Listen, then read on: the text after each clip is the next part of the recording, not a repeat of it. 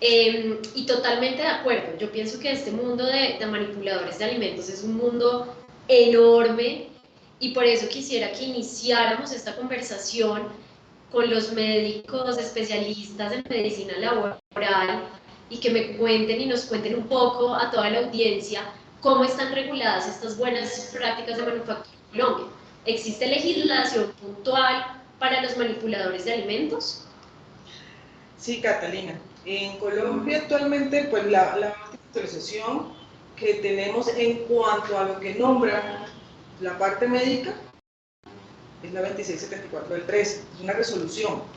Fíjate que en dentro de la manipulación de alimentos tenemos normativa para las características del empaque, tenemos normativa para la forma de transportarlos, para la fabricación tenemos normativa para sustituir a los que lo hacen, pero también tenemos la parte normativa ocupacional en donde dicen que pues, necesita un examen médico ocupacional para poder definir la actitud, definir que es apto para manipular alimentos, y esto conlleva una serie de características que no son determinantes o obligadas y que dependen del criterio médico y es la toma de unos laboratorios, que pues a modo general la toma de estos laboratorios que se denominan KOH, que es una prueba de hongos, frotis faríngeo, no, que idealmente debería ser un cultivo de faringe, y pues el coprológico que pues ya durante todo este webinar iremos hablando de él. Pero en este punto hay que aclarar que la norma dice sí, necesita un examen médico ocupacional y es importante definir de que no dice tienen que hacer los exámenes y que quede ese criterio médico. Que hay algo a destacar y es que la medicina laboral ocurre algo particular y es precisamente que hay muchas prácticas que vienen aprendidas en una evidencia médica. ¿Sí? Entonces, hace muchos años se viene haciendo X o Y examen para diferentes cuestiones, no solamente para la parte de alimentos. Entonces, llegamos a un punto donde la normativa también tiene, entre comillas, unos vacíos, como tú lo estabas diciendo ahorita, en donde no se especifica, nos dice prácticamente hazlo a criterio médico. Entonces, las empresas también vienen con esta costumbre de venir realizando ciertos estudios, que es lo que venimos a debatir, y en eso nos ayudará también mucho el doctor Cárdenas en dilucidar la pertinencia, por ejemplo, de estos exámenes, si está clínicamente de acuerdo con que se realicen este tipo de exámenes para identificar patógenos que puedan generar daños, no solamente al comensal, sino también a la persona que está manipulando el alimento. Y desde ahí también nuestra chef que nos ayude también a ver cómo los preparan para identificar también estos riesgos. Entonces, desde la parte laboral tenemos pues, un reto grande que yo creo que también realizamos todo el tiempo con el doctor Rosso en esas discusiones académicas en donde definimos, venga, tenemos un paciente con una alteración faríngea, ¿cierto? Una alteración en el laboratorio, ¿sí? Asintomático, que amerita o no amerita un aplazamiento, un concepto médico-ocupacional a partir de ese laboratorio sin tener sintomatología. Entonces abro ese tema a ver ustedes desde cada una de sus trincheras qué opinan.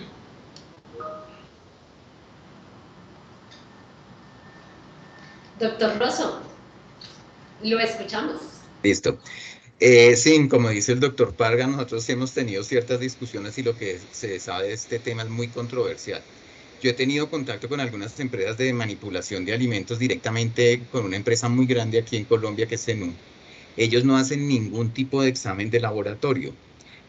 Digamos que yo no estoy en contra de los laboratorios, sí son importantes realizarlos, pero lo que decía la doctora Unice, es importante un frotis faríngeo, pero con cultivo, un coprológico con coprocultivo, donde nos dé una información, digamos, en un momento dado más certeza, sobre todo en pacientes que son asintomáticos, porque es muy importante el examen médico. Definitivamente en esta empresa se basan mucho en el examen médico.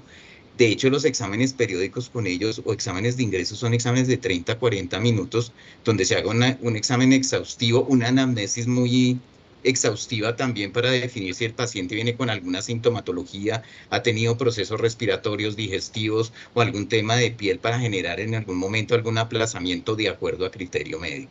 Ellos nunca piden laboratorios. En casos específicos que en el examen se encuentre algún hallazgo o algún antecedente en la anamnesis, son pacientes que se procede a realizar exámenes y se define si se les da el apto o no para manipulación de alimentos. Pero sí, este tema de la toma de los laboratorios es muy controversial. Ya hay muchas empresas que definitivamente no los toman y se basan en el criterio médico y en la clínica del paciente. Perfecto, doctor. En este orden de ideas, entonces sí, si los estoy entendiendo bien, la realización de laboratorios para manipulación de alimentos no es obligatoria. O sea, la ley colombiana no cobija que sea mandatorio realizar estos laboratorios para las personas que están en contacto con alimentos, ¿correcto? Correcto, sí, así está. Pero, ¿qué sucede? Si vamos a la normativa colombiana, a lo largo de los años, puedo decir yo a lo largo de los años, antes era más específica, antes nos decían, pongo un ejemplo de otro énfasis de riesgo en donde nos determinaba estos laboratorios son necesarios porque necesitamos mirar que no presenten estas patologías o estos probables patologías que representan un riesgo y la persona se convierte en un peligro y genera accidentes de trabajo, ¿sí?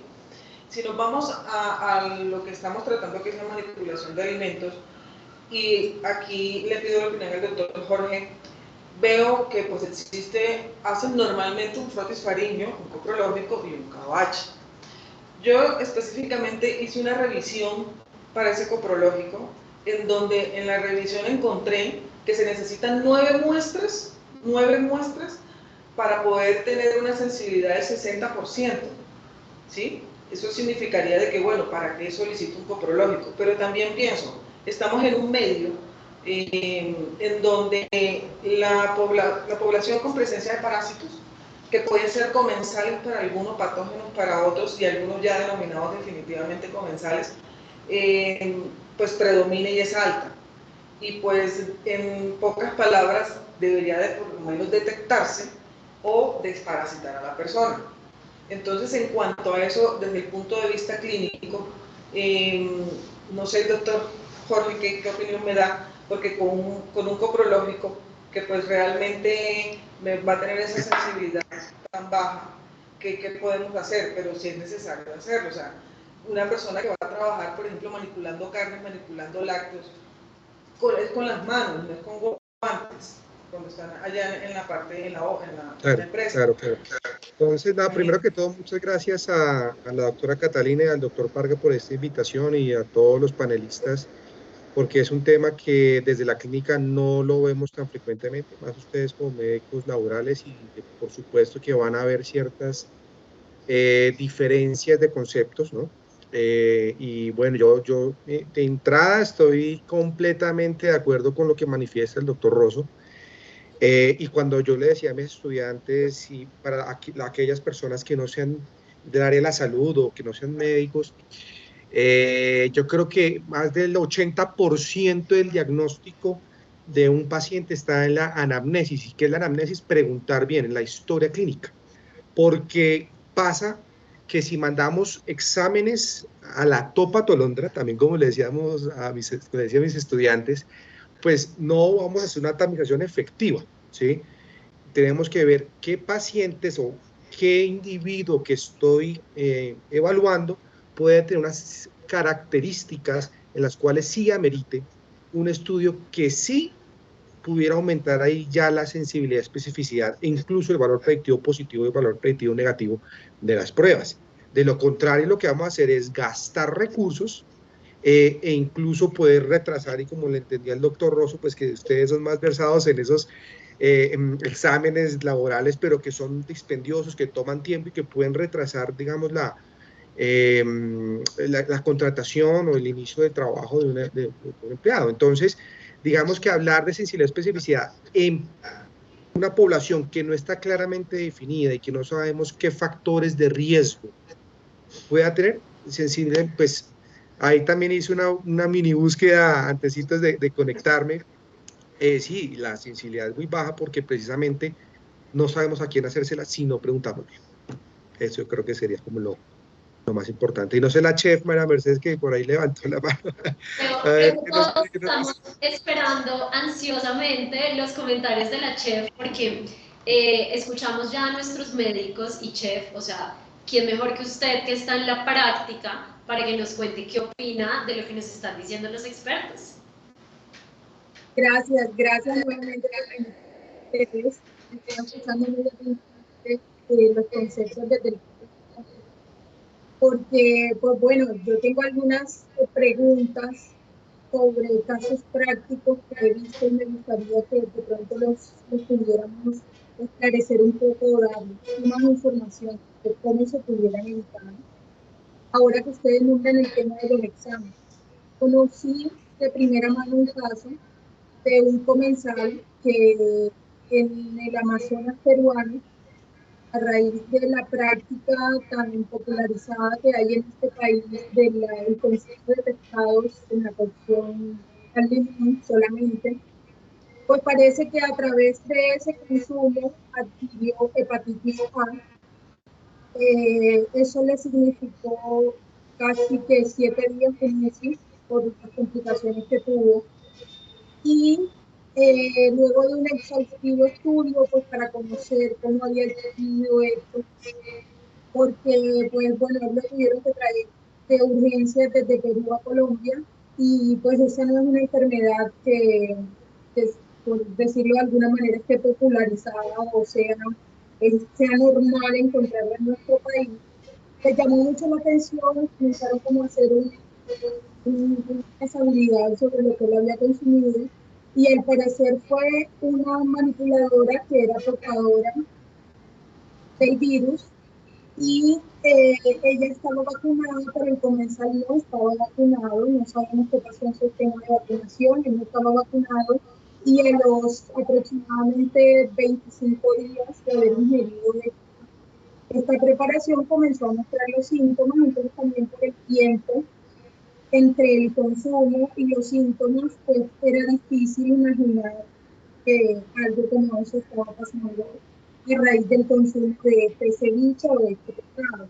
Entonces, pues teniendo ese panorama, de pronto me gustaría que viendo la posición médica de ustedes, de pronto qué pudiéramos hacer para que si esta persona va a ingresar a una empresa de manipulación y tiene este virus, ¿cómo podríamos tener un control allí para saber si está apto para manipular o no?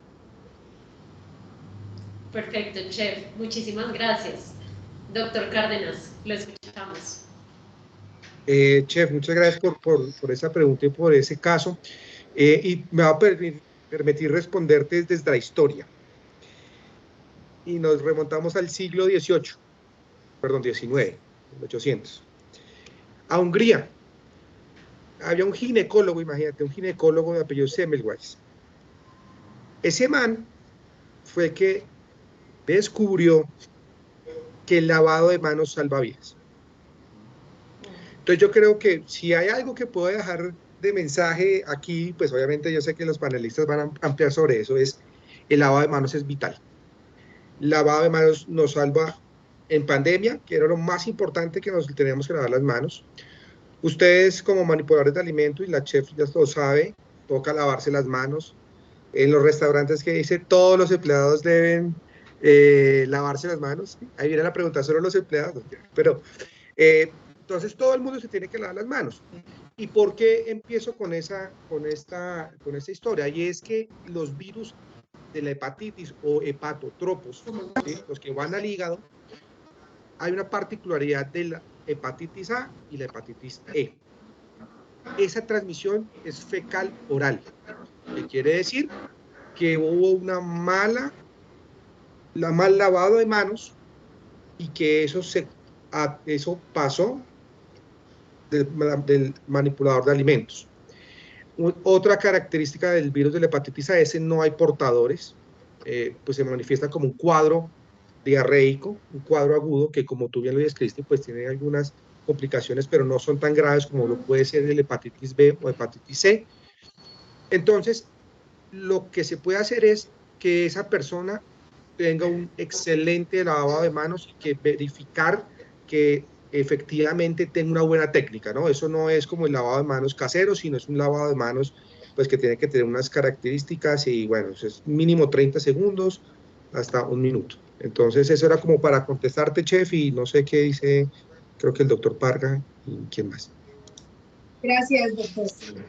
Pues, Doc, gracias por ese viaje al pasado. Sí, definitivamente el lavado de manos es muy importante a la hora de prevenir, ¿cierto? A ver, es que nosotros tenemos que ver esto como un riesgo. Entonces, desde la gestión del riesgo, pues nosotros tenemos una pirámide de escalafones que tenemos que hacer a la hora de gestionarlo. Nosotros pensamos que ya al hacer unos exámenes de laboratorio, ahí está todo, ¿cierto? Ya diagnosticamos y con esto ya estamos infalibles pues, a transmitir alguna enfermedad, pero resulta que no. Entonces, tenemos que ser muy hábiles primero en reconocer cuál es esa flora, ¿sí? Cuáles son esas bacterias o esos microorganismos que puedan afectarnos en algún momento dado desde nuestra ubicación geográfica, entre nuestras costumbres, etcétera, en primera medida. En segunda medida, pues que tenemos que gestionar el riesgo, uno, buscando desaparecerlo, ¿cierto? Que es el primer paso que tiene que ser cuando encuentra un riesgo. En este caso, pues ya hablaremos más adelante de la profilaxis, ¿cierto? Para mitigar algunos riesgos desde esa práctica. La segunda son medidas administrativas, en donde ya darle a conocer a los pacientes que existen, ¿cierto?, estas condiciones, y ahí es donde viene la importancia también del lavado de manos. Si las personas conocen cómo deben manipular el alimento, conocen cómo deben hacer ese lavado o ese aseo previo, que ahorita yo tengo una pregunta desde antes desde el webinar, se las comentaba aquí internamente, para nuestra chef, y es cómo hacen ustedes para garantizar esas buenas prácticas cuando una cocina está a reventar, por ejemplo. Cuando ustedes tienen comensales esperando, sé que la cocina se vuelve, entre comillas, un caos porque ustedes tienen un orden muy claro, pero ¿cómo garantizamos eso? ¿Cierto? ¿Cómo son las prácticas para garantizarlo? El lavado de manos es fundamental, sí, pero ustedes desde las prácticas, ¿cómo hacen, por ejemplo, para evitar una contaminación cruzada? ¿Qué es la contaminación cruzada? Bueno, fueron varias preguntas en una. Vamos a ir por partes. Lo primero, que para mí es muy importante, y se lo digo desde la experiencia de que he trabajado en restaurantes pequeños, pero también en servicios de alimentación que producen 5.000 comidas diarias. Y si es por caos, tendríamos más caos en las 5.000 comidas diarias que en el restaurante que se llena con 100 comensales. Sin embargo, contrario a esto, casi siempre los restaurantes con pocos comensales están un poco más desordenados en su operación y en el cumplimiento de las prácticas de manipulación de las buenas prácticas que las operaciones más grandes de alimentos. Y eso obedece a varias cosas. La primera, casi siempre en los servicios de alimentación nos tomamos muy en serio el tema del producto final al comensal, y no tiene nada que ver con el ego del chef ni con el estrato al que yo estoy llegando. Al momento de diseñar unos procesos, se diseñan procesos para que el principal responsable sea el manipulador. Eso es lo primero. Hacerle entender que esto es una responsabilidad compartida, en donde no solamente la empresa tiene que brindar unas herramientas, unas capacitaciones, una información, unos procesos diseñados de manera lógica y organizada, para que al momento del caos no entremos en caos. Miren, de alguna manera yo cuando comencé a trabajar en los servicios de alimentación entendí que a veces cuando vemos la operación, como que tengo que producir 5.000 y todos vamos a correr para el mismo lado, pues no tiene sentido, no vamos a tener buen resultado. Cuando se produce alimentos en gran volumen y se está comprometido con la calidad, hay que diseñar procesos en donde cada persona tenga un microproceso que realizar para que al final todo funcione perfectamente. Es decir, si usted es almacenista, usted va a ser el almacenista más experto que yo tengo en este microproceso. Usted tiene que estar al tanto de todos los datos, todas las métricas que corresponden a tu microproceso. Pero tú no tienes nada que ir a buscar a la carnicería porque usted no es carnicero. En la carnicería el carnicero es experto y tiene que tener los conocimientos técnicos para desempeñarse en esa labor, que no es la misma persona que entrega el alimento en la línea de servicio. Ese es otro perfil, otra persona. En los servicios de alimentación, por lo general, esto está muy claro, pero a veces en los restaurantes que se manejan un poco de manera más casera, a veces el dueño entra, sirve platos, pero también atiende al personal, cobra, recibe a los proveedores, o sea, es una misma persona haciendo muchos procesos. Y ese es el principal problema de la contaminación, que hay una persona tratando de hacer varias funciones en el mismo ambiente que no está dado para hacer varias funciones. ¿Por qué? Porque a veces se imaginan las cocinas de los restaurantes de centro comercial, qué tan grandes pueden ser y qué tan cómodas o qué tan de pronto fáciles podrían ser para ejecutar tantos procesos, porque por lo general las cocinas se diseñan después de los comedores. O sea, en el comedor tienen que caber 500, pero en la cocina tienes que moverte en 1 metro cuadrado porque hay 8 personas en no sé cuánto espacio tratando todos de que su estación esté medio limpia. Pero eso en la práctica no sucede, porque una persona que tenga un solo, o sea, que tenga 30 centímetros en un mesón, en donde le cabe una sola tabla, y desde allí tiene que sacar todas las guarniciones, pero mi compañero de al lado es el de las entradas, y a él le toca hacer ceviches, carpachos que están crudos, trata con mariscos, y yo estoy aquí al lado, pero por mucho que queramos, no hay la infraestructura adecuada para que podamos garantizar que aquí no va a haber contaminación cruzada. Entonces, yo creo que hay que partir de que los procesos hay que diseñarlos, los procesos y las cocinas de manera adecuada para que realmente podamos exigir el cumplimiento a cabalidad. Y muchos restauranteros escudan en que pues esos son temas para médicos y que eso queda en el papel, todo es posible. Y yo le puedo decir con toda certeza que en la práctica también es posible, 100%. Yo he trabajado en sistemas de alimentación en donde se trabajan las verduras y las ensaladas, le decíamos cariñosamente el quirófano, porque así a ese nivel de desinfección lo manejamos. Teníamos auditorías mensuales externas, bueno, una auditoría diaria interna, pero una auditoría mensual externa de parte de microbiología, en donde, pues bueno, dentro de muchos exámenes estaba también esos que ustedes han nombrado, algunos frotis de garganta, frotis de uñas, de superficies, de utensilios, toda la trazabilidad desde los proveedores hasta el producto final, porque también a veces hablamos solamente de contaminación cruzada durante el procesamiento de los alimentos, pero muy importante la escogencia de los proveedores. Allí comienzan las buenas prácticas de manufactura, porque si mi proveedor no lo escojo de manera correcta, si no me da las garantías, si no tiene los sellos que yo necesito, si no tiene los certificados que me demuestren que su producto es de óptima calidad, pues por mucho que yo pueda querer hacer procesos perfectos, ya traigo una deficiencia con el producto. Entonces, porque bueno, no sé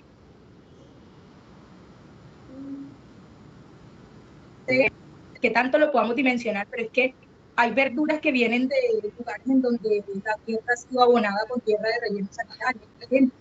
Y a veces esas cosas no las tenemos en cuenta porque el del mercado me lo vende más barato, porque el del granero de aquí del pueblo me suministra el arroz en saco más barato, entonces yo compro por precios, pero ese arroz ni siquiera tiene una etiqueta, ni tiene nada.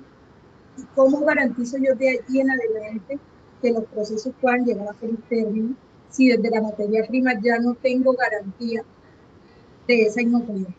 Entonces, bueno, eso es como en términos generales, organizar bien los procesos, definir las áreas en la cocina, buscar personal capacitado para ejecutar cada uno de los procesos. No es lo mismo lo que hace el steward, que es quien se encarga del lavado de la loza, de todo el menaje. Ese steward no puedo tenerlo lavando platos y picando la lechuga, no puede ser, porque son dos perfiles dos personas que tienen que tener capacidades diferentes hasta desde su salud. O no sé si les pasa que es muy normal en los restaurantes, mi mesero hace el aseo del restaurante y luego le lleva el plato a usted. ¿Qué sentido tiene? Si esta persona para aseo tiene un perfil y la persona, el manipulador de alimentos, no ha podido estar hace media hora con el trapero, donde recogió toda la suciedad del lugar normal. Entonces, cuando lo vemos así, ya ahí tenemos el primer paso para que los procesos lleguen a feliz término. Y es que tenemos al personal adecuado, con sus tareas claras y con la infraestructura adecuada para poder exigir que las cosas se hagan.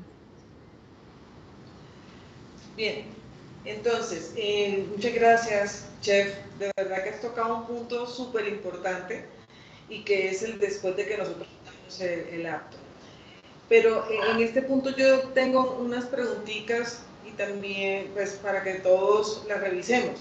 Y es, dentro de ese restaurante que maneja una gran cantidad de comensales, pues tienen neveras, tienen un sitio que se llama almacenamiento, ¿sí?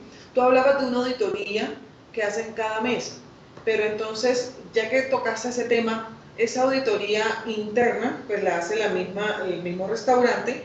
¿Y en qué consiste? Toman muestras del mesón, pero también revisan los alimentos, como tú dijiste, listo, lo compramos en X parte en donde probablemente no tuvieron unas medidas adecuadas o no lavaron adecuadamente la papa y entonces le salió un gusanito y no nos dimos cuenta y se fue por ahí. Ejemplo, estoy hablando por poner un ejemplo. Pero esa auditoría interna es lo que nosotros mismos hacemos como cultivo, adicional a las visitas que tenemos de las diferentes secretarías de salud, porque las secretarías de salud, debemos aclarar, se comportan de cierta forma diferente por regiones. Aquí en Bogotá nos exigen una cosa, si de pronto yo voy a tratar un caso en una región diferente como el eje cafetero, allá me están exigiendo otras cosas, lo mismo en Guajira, bueno, cada una pide su opinión, algunas exigen que se le hagan los laboratorios, otras dicen no, nos acogemos a la resolución. Entonces, desde estos dos puntos, esa auditoría interna se hace mensual.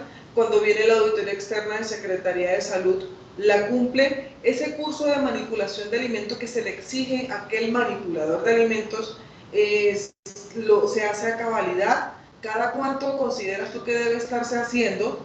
Si es serio, si yo me pongo con todo el compromiso, así como nosotros podemos hacer un curso con toda la seriedad, porque es una responsabilidad gigante. Hacemos cultivos de las manos cuando dentro del control no solamente de los mesones.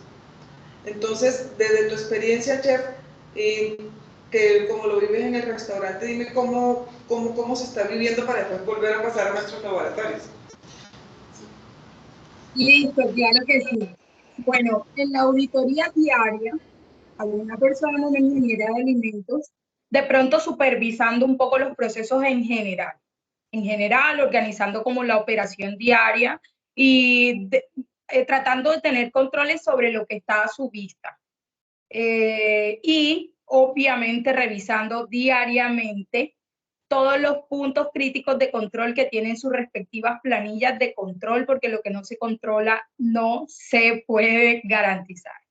Entonces, eso hace el auditor interno diario, garantizando los procesos, garantizando que se diligencien correctamente y al momento, porque he visto muchos servicios de alimentación o restaurantes que tienen esta práctica. Se procesa el alimento y luego cuando se acabó la actividad o el servicio, por allá a la 1:30, 2 de la tarde, es que cogemos una planilla, entonces vamos a decir que el tomate lo desinfecté a tal hora, hasta tal hora, en tal líquido, y lo dejé allí. Y bueno, sí, eso es posible que fue cierto, pero es que eso se consigna en tiempo real, porque no es que no me da tiempo, entonces estamos diseñando mal los procesos tiempo-producción, porque debe darte tiempo, porque eso es tan importante como picar el tomate. Entonces, eso es tarea del auditor diario, que eso en tiempo real se esté realizando, que hayan las brigadas de aseo diarias. En las cocinas no se puede tener trapitos, no.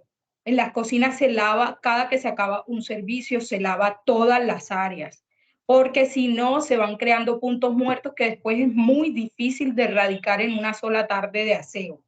Entonces, esas tareas continuas son las que supervisa el auditor interno. El auditor externo, que no es el de la Secretaría de Salud precisamente, sino uno más privado, para que también tenga cierto peso sobre el trabajo diario que están haciendo los auditores internos.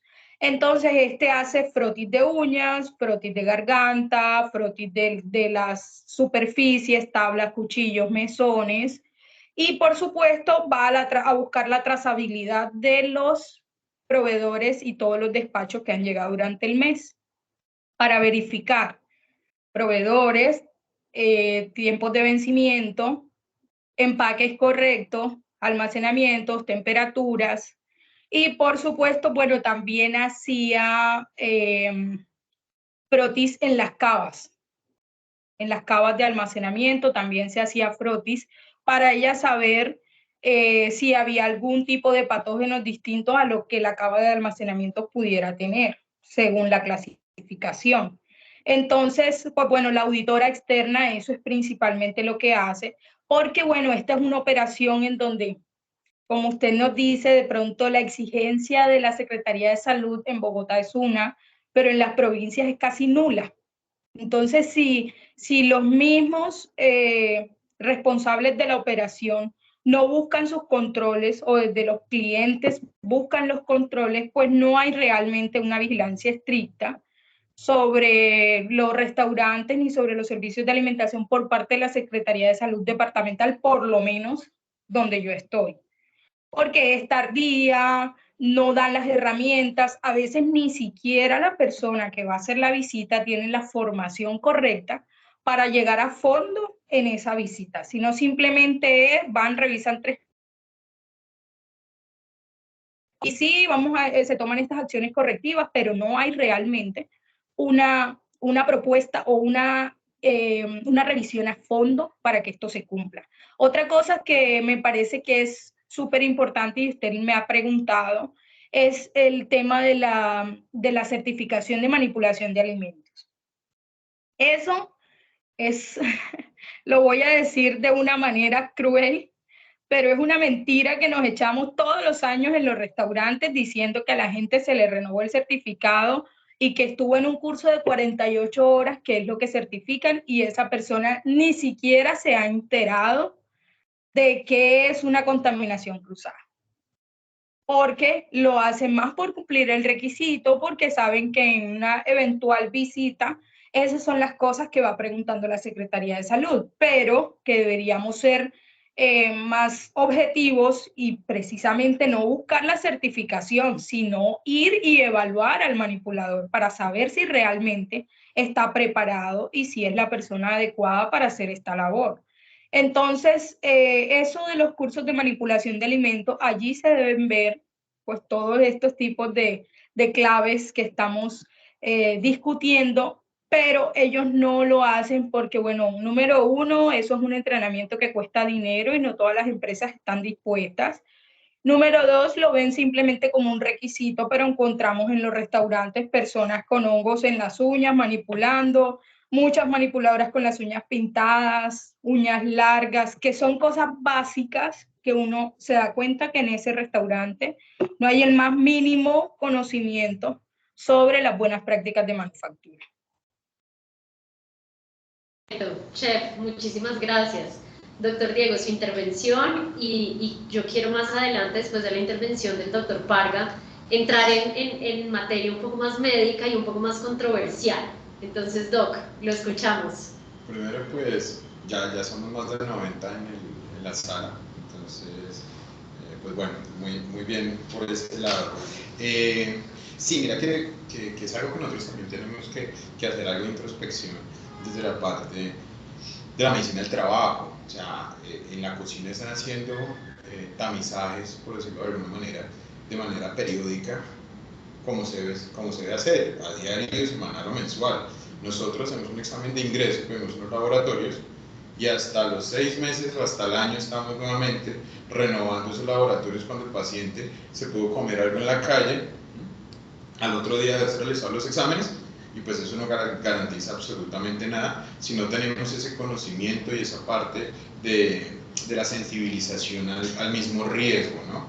Entonces yo tengo ahí dos preguntas, una para el doctor Cárdenas y la otra para el doctor Rosso. La primera, doctor Cárdenas, usted, entendiendo que la costumbre o lo que tenemos aprendido en el tiempo de la práctica de la medicina laboral en cuanto a los exámenes médico-ocupacionales, se pide, pues ya usted sabe, un frotis de garganta, un KOH y un coprológico.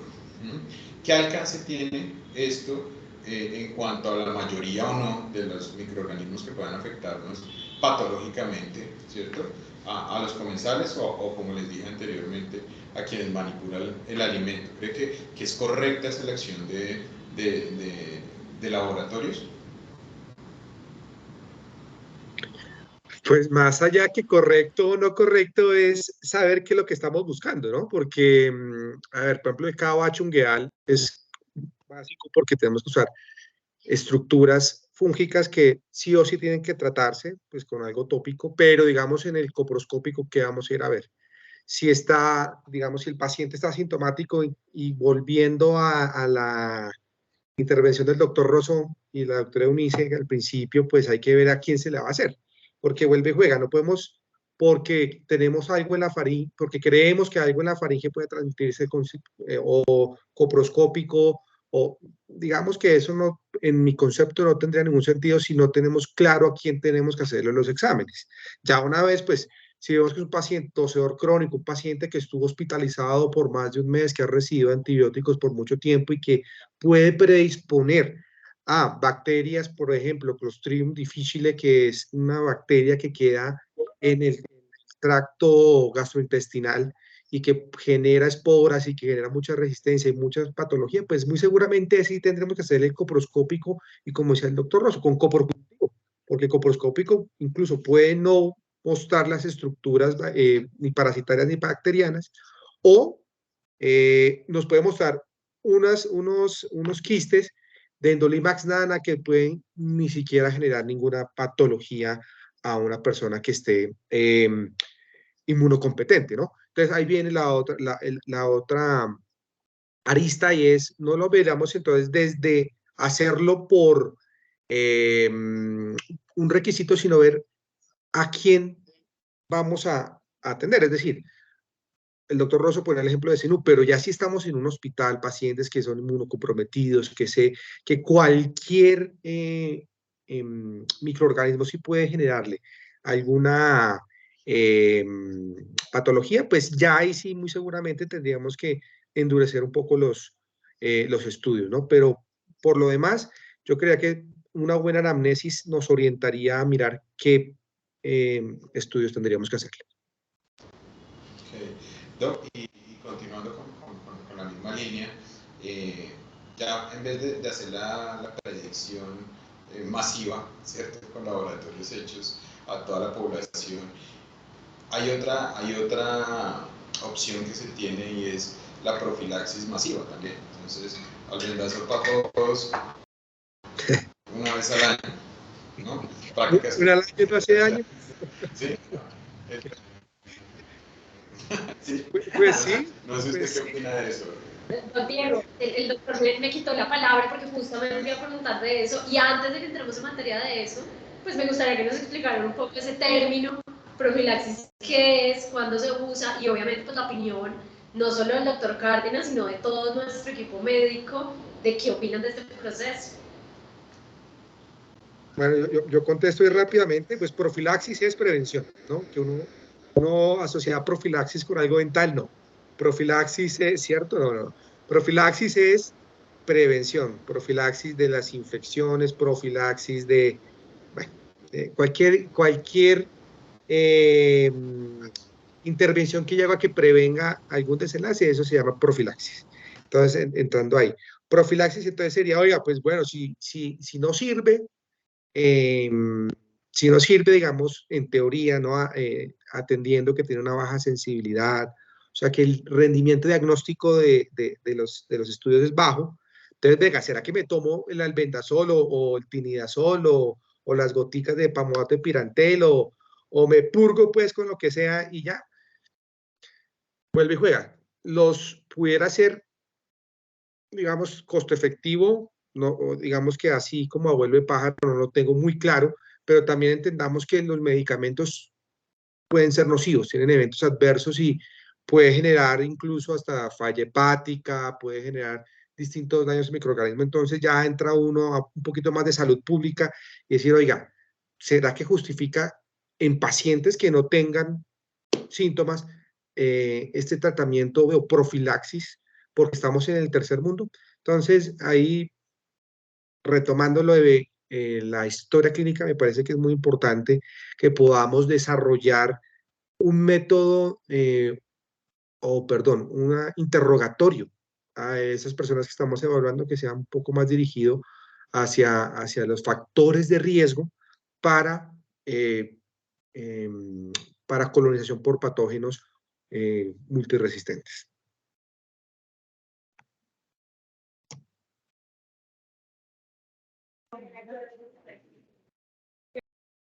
La escuchamos. Catalina, gracias, doctor Cárdenas. Yo, como siempre, con mis cuestionamientos y ganas de hacer muchas cosas. Pongo un caso. Sabemos de que las parasitosis intestinales, algunas producen sintomatología aguda y otras producen sintomatología subaguda o crónica. Significaría esto que no nos genere una alerta como que rápida, como que presente ejemplos de diarrea con características mucosas, de pronto con sangre, bueno, tenemos que otro dolor abdominal, algo de distensión, luego comienza a iniciarse lentamente y que pueda presentar cualquier otra patología. Pero resulta de que esta persona tiene un parásito que no es comensal, que pueda tratarse de una simple entamoeba histolítica y que pues no tiene la diarrea clásica, pero pues está en una cocina preparando alimentos, ¿sí?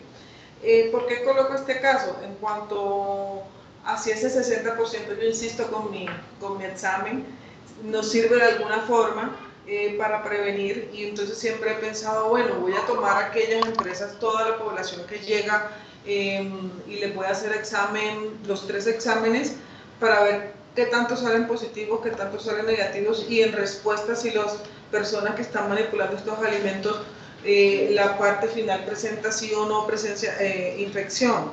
Esto relacionado con qué tanto me beneficio, riesgo-beneficio con la toma de los exámenes. Y el otro punto es lo que decía el doctor Parga, bueno, de este tipo de parásitos, sí, y lo practican muchas empresas, que prefiero eso, que no hagan un examen, y es la desparasitación preventiva anual que venimos haciendo, ¿sí? Esa desparasitación preventiva va para las 2 poblaciones grandes de helmintos y pues trofozoitos, las amibas y la yardia, que es una familia. Refiriéndome a eso en cuanto al coprológico, entonces tengo esos 2 puntos: o le hago el examen y le doy tratamiento, o hago una desparasitación preventiva cuando voy a ingresar a la persona a trabajar o cuando lleva 1 año trabajando, ¿sí?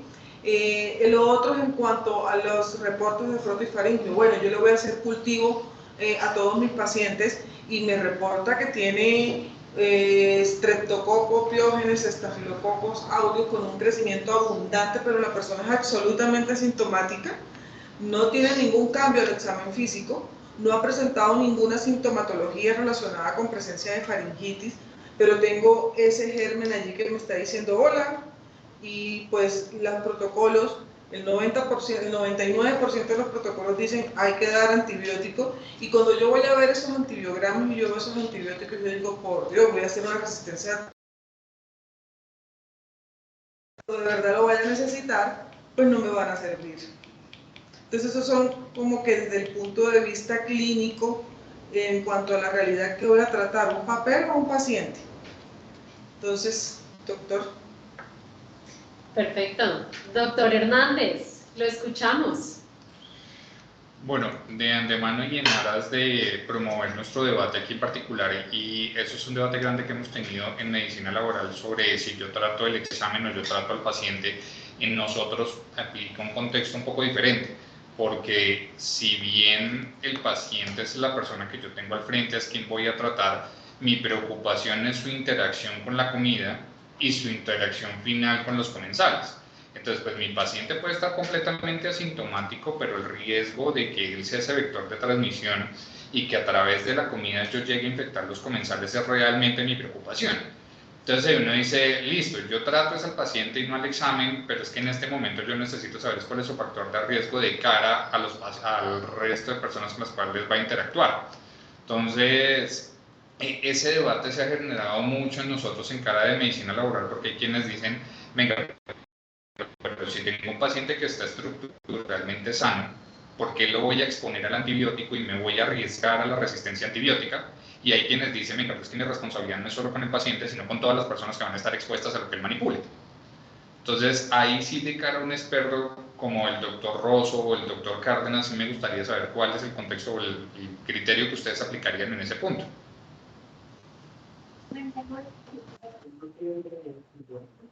Doctora Catalina, ¿puede intervenir? Claro que sí, doctor. Lo Bueno, escuchamos, por favor. sí, muy válido lo que dice el doctor Camilo, la doctora Unice, porque sí es exponer muchas veces a la persona a una carga de antibióticos o de medicamentos, pues que en algún momento pueden o no servir.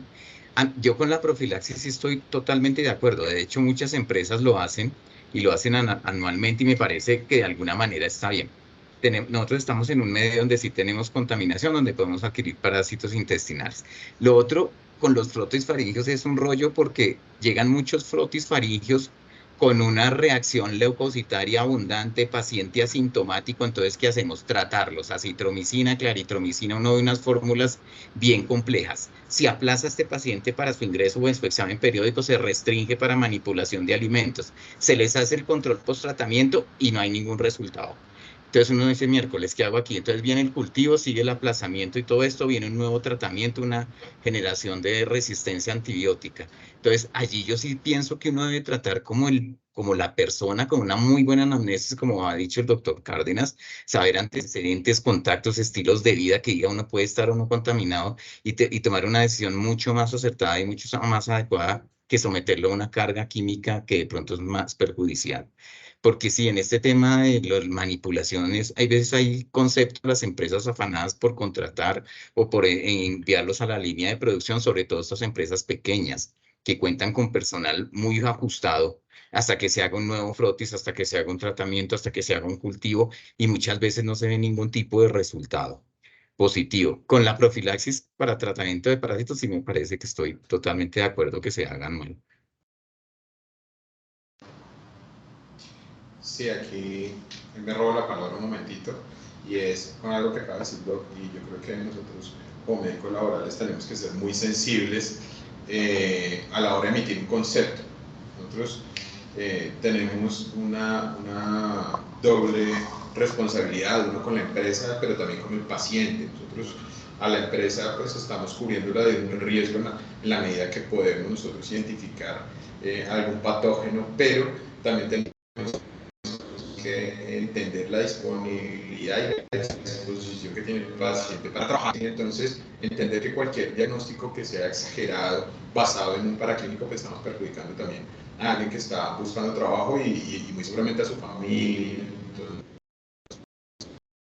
Entonces, hay que ser muy acertados, y lo que dice el doctor Rosso, pues es muy cierto, ¿no? O sea, hasta qué momento nosotros desde un frotis que tenga una reacción leucocitaria leve, por ejemplo, podemos dejarlo aplazado o podemos dejarlo no apto. Eso pues es una responsabilidad que tenemos nosotros socialmente cuando no necesariamente el paciente tiene una patología de base, incluso aparte de eso le estamos dando antibiótico, ¿cierto? Cuando muy seguramente no lo necesita. Entonces es importante nosotros tener claros esos límites, claras esas disposiciones, ver también qué parte del proceso maneja la persona.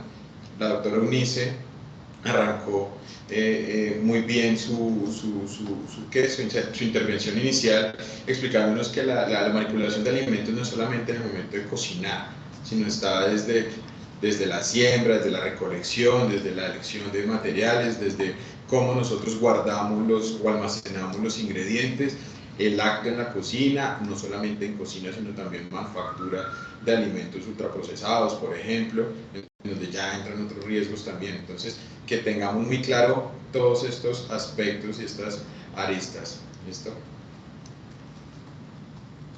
Perfecto, doctor, muchas gracias. No sé si el doctor Cárdenas quiera agregar algo.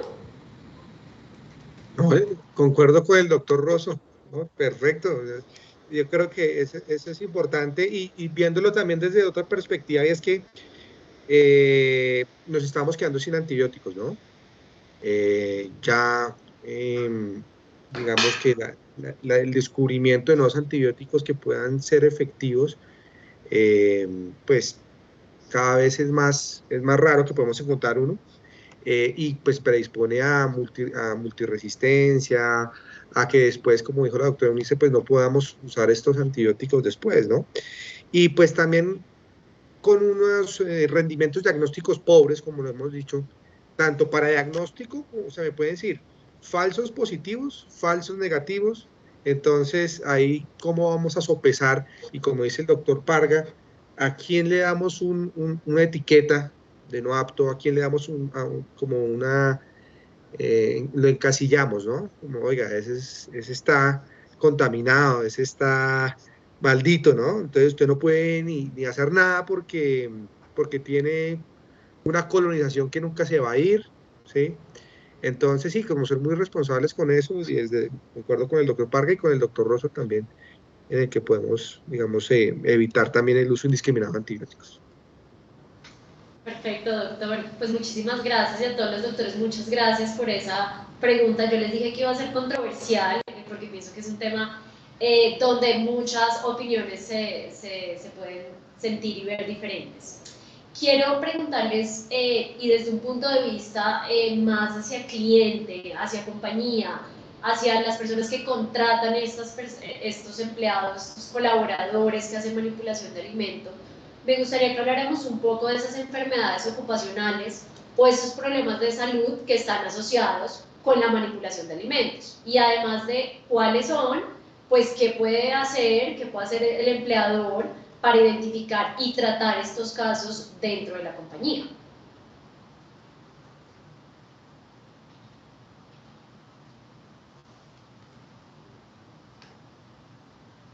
¿Quién quiere responder? ¿O iniciamos? Doctor, dale. Listo. Pues mira, es que depende mucho también del giro y del momento en donde se esté realizando la identificación del riesgo. Tiene de cierta manera sentido la realización de un KOH, tiene sentido una realización de un coprológico y tiene un cierto sentido también la realización del frotis faríngeo, porque se cree que la única manera de hacer la transmisión de estos patógenos pues están por esas vías, ¿no? Pues cutánea, ¿cierto? Vía gastrointestinal por esa contaminación fecal-mano que puede ocurrir, ¿cierto? O desde esos virus que están, o más bien estos microorganismos a nivel de la que puedan afectar, puedan transmitir pues en el alimento. ¿Qué pasa? Que como hemos dicho durante todo este tiempo, la sensibilidad de estas pruebas es muy baja. Podemos dejar pasar muchos microorganismos que no se puedan detectar con estas pruebas diagnósticas inicialmente. Segundo, como les decía, según el momento, o más bien el giro económico que esté manejando, por ejemplo, una procesamiento más bien de alimentos, puede generar unos riesgos diferentes a un restaurante. ¿Sí? Entonces, ¿cómo nosotros desde la identificación de esa matriz de riesgo que tienen las empresas, identificar esos microorganismos que puedan ser endémicos para ese tipo de operación? Es súper importante también porque puede orientarnos mucho más fácil un diagnóstico, generar unos paraclínicos diferentes según estos microorganismos que puedan presentarse también según esto que les estoy comentando. No sé si doctor Rosso, doctor Unice tienen algún comentario al respecto, pero yo creo que entre mejor nosotros podamos individualizar la operación y el riesgo, es mucho más fácil identificar el patógeno, y vamos a lo que nos comentaba el doctor Cárdenas principio, y es que pues no disparemos a la topa tolondra, dijo él, en laboratorio, sino que más bien podamos nosotros orientar esa identificación, ¿no? Entonces, creo que eso puede ser una buena manera, y el profesograma nos puede dar un chance en poder especificarlos. Bueno, desde el punto de vista del trabajador, porque yo puedo decir, bueno, de acuerdo a la pregunta, ¿qué tanto me enferma trabajar en este énfasis de manipulación de alimentos a mí como trabajador, y qué tanto puedo afectar a los demás? Yo pienso que las dos parten de la prevención. Y la prevención se llama buenas prácticas de manufactura. Basado en lo que acaba de decir el doctor Diego, que es fundamental. Profesograma, matriz de riesgo, a partir de allí, son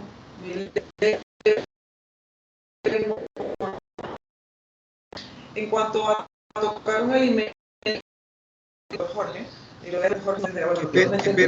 que no se escucha muy entrecortado. Porque no te escuchamos, Doc. Es que escuchamos entrecortado, se te escucha. Entonces,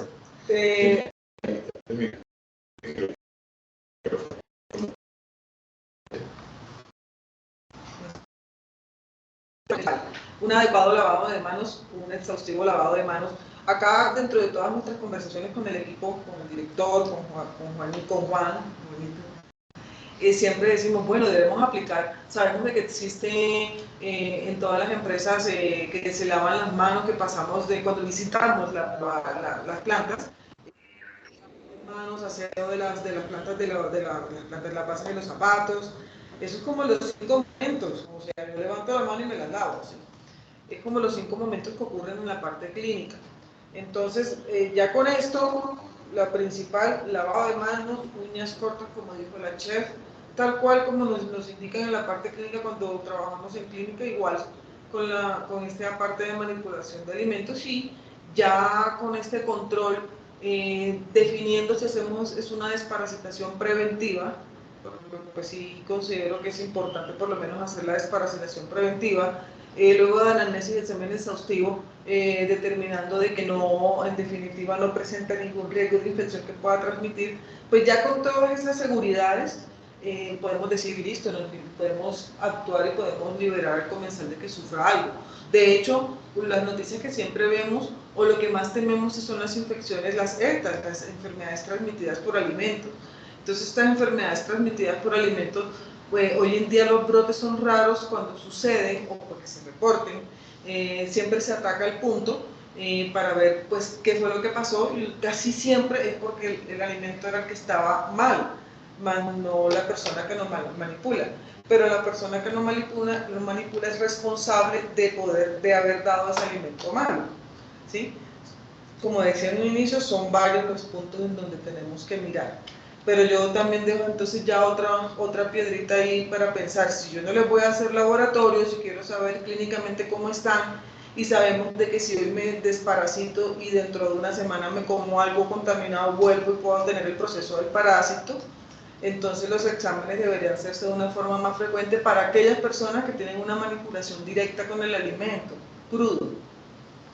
¿Decías, Juan? Perfecto, perdón, doctor Hernández, antes de continuar, bueno, nos quedan 15 minutos para cerrar, ya lamentablemente el tiempo pasa muy rápido, entonces quería recordarle a todos los participantes que pueden ir dejando en el chat las preguntas que tengan para estos últimos 30 minutos, ¿listo?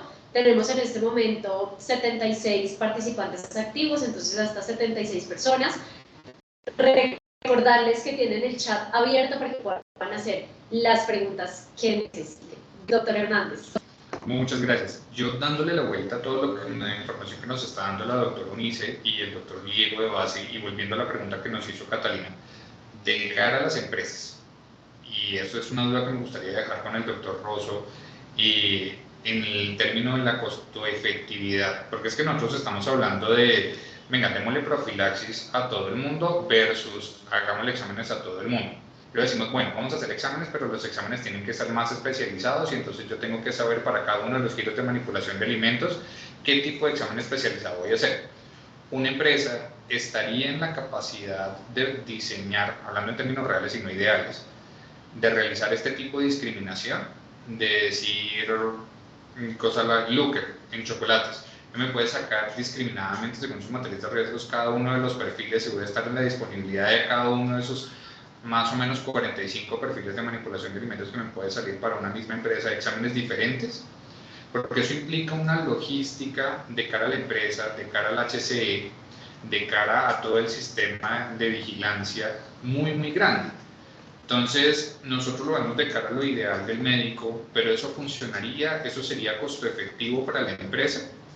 Eso es una duda que nosotros tenemos muy grande, porque ese sería el mismo debate que partiría de hacerle profilaxis versus hacer exámenes.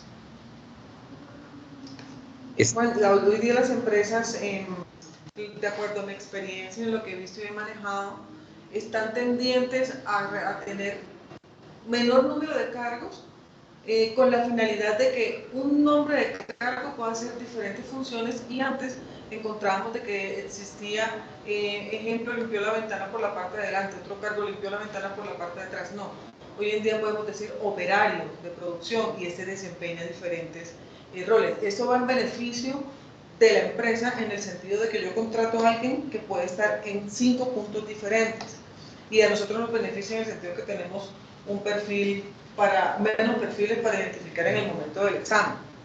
El otro punto, antes solamente 2 minutos para no gastar mucho tiempo, y es relacionado al riesgo-beneficio en cuanto al examen médico ocupacional, porque yo sé que las empresas necesitan o tienen algo de premura al momento de contratar a sus trabajadores, y eso como que lo que más levanta la mano, es decir, es que lo necesito urgente, y por eso como sea entra, entre comillas, ¿no?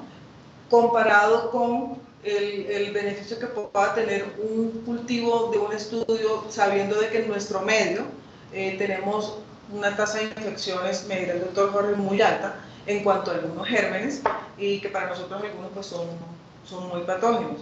Entonces son cositas como que para un futuro poder comenzar a dilucidar, o como dice el doctor Parga, se nos ocurre, nos inventamos y hacemos algún estudio sobre eso. Es que mira lo que levanté la mano precisamente por eso cuando hablaron de costo efectividad, ¿sí? Se abre una línea gigante para investigación. Yo creo que es un terreno fértil porque hemos hecho varias revisiones al respecto y no encontramos mucha información para un lado o para el otro. De pronto el clic es entendiendo la empresa y entendiendo al paciente mismo, y pues desde ahí es donde viene el término de costo eficiencia o costo efectividad, como lo queramos ver de qué forma. Nosotros podemos estar disparando dardos, ¿cierto? O más bien una escopeta, ¿sí? Donde pues salen muchos perdigones a ver qué encontramos, ¿sí? Si nosotros lográramos establecer qué porcentaje de éxito tenemos con la identificación de estos patógenos, con este tamizaje podríamos hacer más bien pruebas seriadas, tal como se hace por ejemplo con drogas, en donde podamos periódicamente definir una población, una muestra, y a eso solamente realizarle los exámenes, ¿cierto? Puede que ahí encontremos más que lo que podemos estar haciendo en un ingreso o en un periódico, ¿cierto? Y estamos gastando mucho menos dinero. Ahora, si eso lo complementamos con una profilaxis bien orientada, que yo también estoy de acuerdo con el doctor Rosso, incluso nuestros amigos mexicanos que están conectados, está la doctora Osana, están los doctores también de Ferretodo por ahí, los vi conectados. Ellos tienen como práctica también esa profilaxis orientada y les ha dado muy buenos resultados, ¿no? Entonces, es cómo establecemos nosotros qué podemos ofrecerle a las empresas de tal manera que su dinero, lo que están invirtiendo, sea efectivo para controlar el riesgo para sus comensales, para sus clientes y para sus empleados, y que tampoco incurramos en esa sobrecarga de recursos y de diagnósticos que pueda tenerse si no lo orientamos de una manera inteligente. Entonces, yo creo que esto va a evolucionar de tal manera que nosotros podamos hacer esos tamizajes periódicos, ¿cierto?, a personal elegido aleatoriamente según una muestra, y eso nos puede dar mejores resultados a futuro que realizar una muestra de ingreso. Como les digo, al otro día se pueden infectar, y luego al año nuevamente solamente por tener el certificado del periódico. Entonces es como hacer más vivo el proceso y eso también tiene que ver mucho y va mucho de la mano con los sistemas de vigilancia epidemiológica. Si entre el sistema de vigilancia nosotros diseñamos esos espacios, ponemos esa periodicidad y podemos establecer cómo vamos a seleccionar esa muestra, de pronto podemos orientar de una mejor manera esos recursos que son importantes. Entonces, pues dejamos también el hecho de decir, bueno, pues si no me sirve, entonces no los hago, porque pues también hay que identificar, porque hemos visto también empresas que caen en esto y pues la norma lo permite, porque como dijimos inicialmente, no hay nada que esté obligado, sino simplemente el criterio médico, ¿cierto? Entonces, yo creo que es como esa parte de la costo efectividad, yo creo que la salida puede llegar a ser esa, y podemos llegar a hacer un estudio chévere desde MediLearning también para esto. Perfecto, doctor, muchísimas gracias. Doctor Rosso.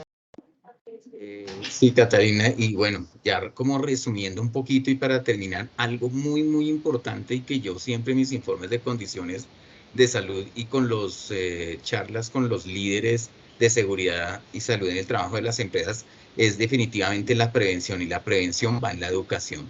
Si tú concientizas un grupo de colaboradores en educación, informar síntomas, informar enfermedades que estén pasando, infecciones respiratorias, infecciones gastrointestinales. Definitivamente el lavado de manos es una medida universal y definitivamente súper efectiva. Eso nos va a ayudar. Si tenemos una población trabajadora consciente de lo que están haciendo, consciente de su trabajo que es manipulación de alimentos y todo lo que esto conlleva cuando hay una distribución de todo este producto, eso nos va a dar mucho más resultado de pronto que unos exámenes o unos tratamientos o una profilaxis, que no estoy en contra en absoluto de nada de esto. Pero si tú tienes una prevención y educación, eso definitivamente nos va a mejorar una empresa.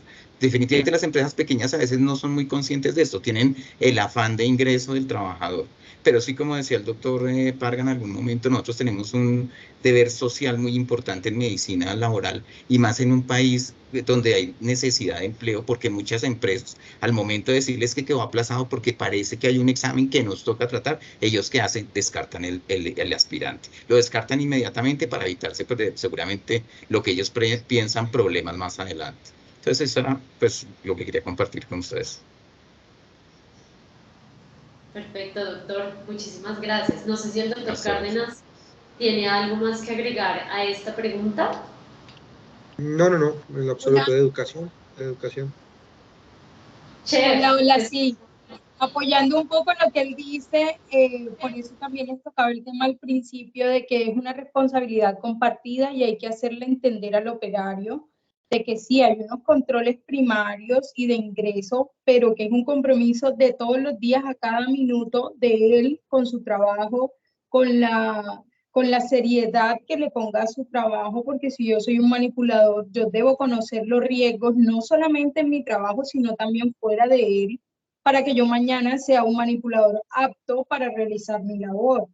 Porque, bueno, más allá de los conceptos que ustedes acaban de exponer acerca de todos los patógenos y sus síntomas y eso, en la cocina somos prácticos. Si una persona tiene diarrea, no tiene por qué venir a trabajar, independientemente de cuál sea el motivo de su diarrea.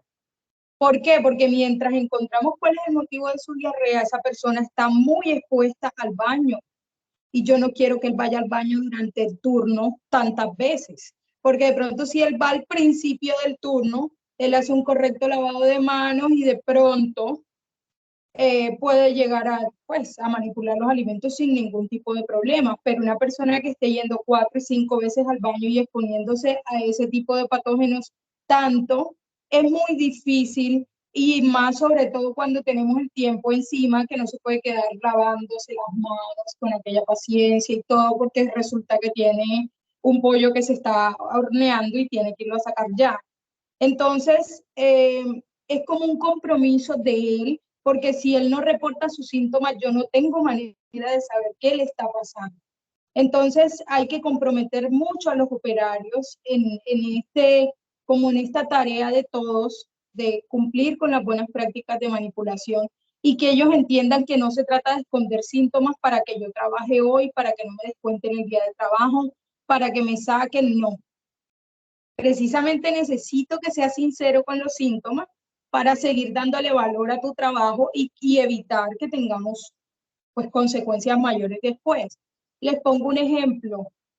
Nosotros trabajamos durante la pandemia, por ejemplo, y en ese año de pandemia tuvimos un evento especial en donde a la operación ingresaron 1.200 personas más porque sí o sí tenían que entrar a la operación porque había unos trabajos por hacer que no se podían seguir aplazando. Y estas personas, pues nosotros entonces ya no producíamos para 5.000, sino para 6.200 en plena pandemia, con 40 personas en la cocina. Tuvimos algunos contagiados de COVID, pero frente al volumen que estábamos manejando, no hubo un brote generalizado de COVID, por decirlo de alguna manera, ni tuvimos que buscar personal extra porque tuvimos 20 incapacitados, nunca sucedió. ¿Y cuál fue la clave? Que había un método para que usted antes de salir de su casa me cuente cómo amaneció, pero me lo cuente realmente desde ser muy genuino, sabiendo que si tú me dices mentiras, pones en riesgo la operación y de paso pones en riesgo tu trabajo. Y si me dices la verdad, aunque hoy no trabajes, es posible que mañana lo puedas continuar haciendo y no vas a perder tu trabajo. ¿Por qué? Porque no sé si recuerdan que en la pandemia habían personas que decían, no, yo hoy amanecí como con fiebre, pero yo no tengo COVID. ¿Y quién lo decía? Entonces, ya hubo un momento cuando la legislación comenzó a que no, si no van a trabajar con COVID, usted lo puede descontar esos días, no sé qué. Entonces, con más razón la gente escondía a veces los síntomas, porque si es que sí digo que tengo COVID, no voy a trabajar aquí una semana y eso no me lo pagan. Entonces, pero fue una sensibilización tan a fondo para que ellos mismos, a pesar de mis días de incapacidad, yo pueda reconocer que la operación está primero y que es mi compromiso reportar mis síntomas.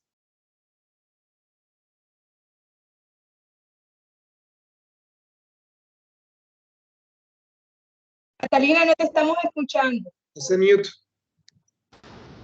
Perdón, así es, qué pena. Listo, chef, pues muchísimas gracias. No sé si alguno de los panelistas en este momento tiene algo más que agregar referente a lo que hemos estado conversando a lo largo de esta hora y media.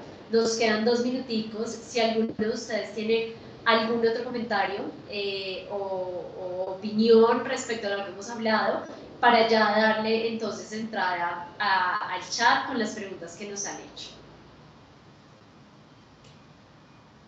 Yo creo que hemos abarcado ya a grosso modo los temas que teníamos previstos. ¿Ahí me están oyendo? Sí. No sé si tengamos algo pendiente, pues de pronto como decía el doctor Rosso, de manera de cierre, entonces estamos claros que la capacitación del personal es fundamental para la mitigación del riesgo, que en dado caso que tengamos que tener otro tipo de barreras o más bien de acciones para identificar el riesgo, entonces tenemos que diversificar y orientar mejor las pruebas diagnósticas para los trabajadores según al riesgo que estén expuestos, y que tenemos que tener mucho cuidado con la medicación, la profilaxis de acuerdo en ciertos momentos, ¿no? Y pues evitar esa resistencia antimicrobiana de la cual habló también el doctor Cárdenas en su momento. No sé si tengamos algún otro tema entre manos o si no ya podemos, no sé, pasar a la sección de preguntas. Perfecto, doctor. Pues creo que no. Igual tenemos algunas preguntas en el chat, algunas de las que han estado en el chat aquí público y otras que nos han hecho llegar por medio privado también de personas que tienen dudas referente a todo este tema de manipulación de alimentos. Entonces, iniciamos con una pregunta que a las personas que estamos en el medio de salud ocupacional nos hacen bastante. Entonces, me encantaría escucharlos aquí a todos los médicos, al doctor Cárdenas, al doctor Rosso, a todos, referente a si creen que el frotis de garganta se altera o no por estar en ayuno. Doctor Juan Camilo Hernández, lo escuchamos. De acuerdo, muchísimas gracias, Catalina. Punto controversial, en medicina no hay absolutos. Digamos que nosotros, es un hecho importante del que tenemos que salir. Si nosotros hablamos de una adecuada manipulación de alimentos que tiene una adecuada nutrición y que la persona no va a terminar teniendo prácticas indebidas que lo puedan exponer a una adquisición de algún tipo de microbios, microorganismos previos al examen, nosotros pensaríamos que en términos generales no me genera ninguna alteración. Ahora, no puedo asegurar eso en el 100% de los pacientes. Yo no puedo asegurar cuál ha sido el comportamiento nutricional o qué ha estado comiendo esa persona antes de. En aras de mantener una estandarización, el laboratorio siempre nos pide que este tipo de paraclínicos sean en ayunas para yo no combatir contra esa incertidumbre de que a qué pudo o no estar expuesto a los pacientes. Entonces, para términos generales y para calidad en la toma de muestras de laboratorio, nosotros solicitamos que este tipo de exámenes siempre se hagan en ayunas. Punto importante de los exámenes y que las bacteriólogas muy sabiamente nos dicen y los dejan, y es lo importante es el no uso de antisépticos bucofaringeos, porque lógicamente van a barrer y van a alterar la flora que allí se pueda encontrar, conociendo de base de que nosotros tenemos una flora que nos acompaña muy fielmente y que no son causales de infección. Entonces, en adicional a como decía el doctor Juan, bueno, no pide a las personas que vayan en ayuno ni favorece, porque muchas veces no solamente van por este examen, sino van por otros que requieren ayuno, y en general se les dice, no, tienes que asistir en un ayuno de 8 horas. Pero el punto importante es el no uso de gárgaras o antisépticos bucofaringeos, porque pues, va a alterar todo lo que requiere el examen. Perfecto, doctores, muchas gracias. Doctor Parga, lo escuchamos. No, de acuerdo, de acuerdo. Si hablamos propiamente del frotis faríngeo, pues no debería haber ninguna alteración al momento de no mantener el ayuno. Normalmente la indicación se da, pues si hay otros exámenes que sí se pueden alterar, por ejemplo los metabólicos en estos exámenes de ingreso, ¿no? El componente de este frotis, además de identificar microorganismos, también está en las reacciones inflamatorias que se tengan al momento. Entonces, pues se esperaría que no hubiesen alteraciones significativas o patológicas a la hora de tener una ruptura del ayuno al momento de la realización del examen. Doctor Hernández. De pronto ahí sirve, y en relación con otras preguntas que nos han hecho y el comentario que hace el doctor Parga, hay cosas que pueden llegar a ser muy irritantes, ¿no? Entonces, el consumo de licor, el consumo de, por ejemplo, ajís muy picantes, de sustancias que puedan llegar a ser irritantes o abrasivas en el tracto, pues eso realmente sí nos puede empezar a generar una afectación directa al resultado, puede disparar una reacción leucocitaria dependiendo también de lo que se haya ingerido. Entonces, en términos generales, yo soy partidario de cara a lo que nos recomienda el laboratorio siempre en el ayuno, porque vuelve y juega, no sabemos cómo va a estar reaccionando la persona a ese tipo de cosas que se haya podido ingerir, como por ejemplo un ají. Perfecto, doctor. Pues justo nos adelantamos a una pregunta que nos acaba de hacer Joana Reuter por el chat. Ella precisamente preguntaba que si hay posibilidades que el ají, picantes demasiado fuertes, tipos mexicanos, licores, entre otros, alteren el frotis. Entonces, definitivamente esto sí, o sea, afirmativo, sí pueden modificar el frotis de cargando este tipo de alimentos. Sí, así es, pues por la misma reacción leucocitaria que hablábamos. En cuanto a los microorganismos, tal vez no, la presencia de microorganismos tal vez no, que sería como el diferencial a la hora de interpretar el laboratorio. En la parte clínica, doctor Jorge, usted opina. Sí, no, de acuerdo con la última afirmación y con lo que decía el doctor Juan Camilo de estandarización, ¿no? Más se hace todo para estandarizar y digamos que pueda que no altere o no altere, pero entonces evitemos los problemas, hagámoslo en ayunas, con eso nos quitamos los posibles confusores. Y sí, si tiene microorganismo y es el patógeno, ahí va a estar independientemente de ají o guaro o tequila o lo que sea, va a quedar ahí ese microorganismo, muy seguramente la reacción leucocitaria, o sea, la reacción de defensa e inflamación puede estar, pero el patógeno sí va a estar ahí. Es decir, hago una última pregunta con respecto a eso. Es decir, que no es recomendable hacer frotis de garganta aleatorios y de manera sorpresiva en la operación porque no sería confiable. No necesariamente, porque tú puedes aleatorizar la toma de las muestras y tratar de alcanzarle unas 6 horas de ayuno. O sea, nosotros sí podríamos sacar puntos programados y podemos incluso llegar a los puntos de la sede en las empresas y decir, hoy vamos a hacer la toma de muestras y se solicita esas 6 horas de ayuno. Que aquí el punto es que tengas que esperar el año del periódico para poderlo tomar, sino que tú llegas en marzo y lo tomas, en agosto haces una aleatoría y dices, a estas personas le tomamos. O sea, que tú puedas tomar varios puntos de muestra. Ok, listo, gracias. Perfecto, doctores, muchas gracias. ¿Podemos poner, por favor, la siguiente pregunta? Perfecto. Ahora nos preguntan que sí, relacionado con los antibióticos, ¿qué opinan ustedes, los doctores, sobre la utilización de las plantas o flores como antibióticos naturales? Esta es una pregunta maravillosa para los médicos. Entonces,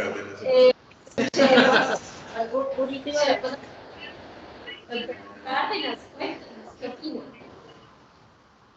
Bueno, siempre hay como, no digamos debate, porque no quisiera ponerlo como algo controversial, sino que cuando hablamos de medicamentos naturales, medicamentos homeopáticos, lo que sucede es que hay falta de evidencia y rigurosidad clínica, perdón, de investigación.